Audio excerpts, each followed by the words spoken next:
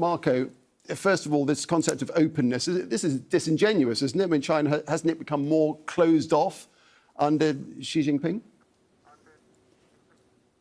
Listen, I mean, an argument can be made that the zero COVID policy, part of it, was used as a pretext to further centralize power. I don't think there's any secret in that. But what happens is that sends a signal to the rest of the world also. If you just look at it economically, this was a massive disruption in global supply chains. So nations around the world, particularly major powers, whether it's the US, Europe, other countries, there needs to be a serious rethink about the reconfiguration of global supply chains. Now, that doesn't mean that, this delinking, this talk of delinking in China is going to completely happen. There's a tendency towards it. You need to diversify.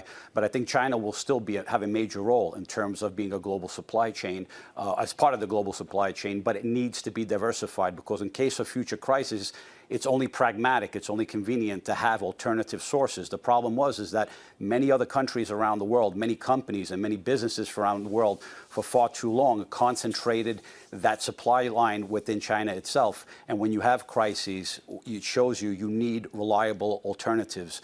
Other sources, mentions have been made of Vietnam, India. Can these places supply all of what China has been able to supply? Probably not, but you still have to diversify, and that's a key thing.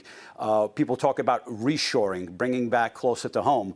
But in reality, you can only do so much of that. We live in a world that's deglobalization is a term that we hear a lot about. But I think that there's going to be an approach where you start to bring in the supply chains a bit more home. But it's not a black or white. It's more of a complex gray zone.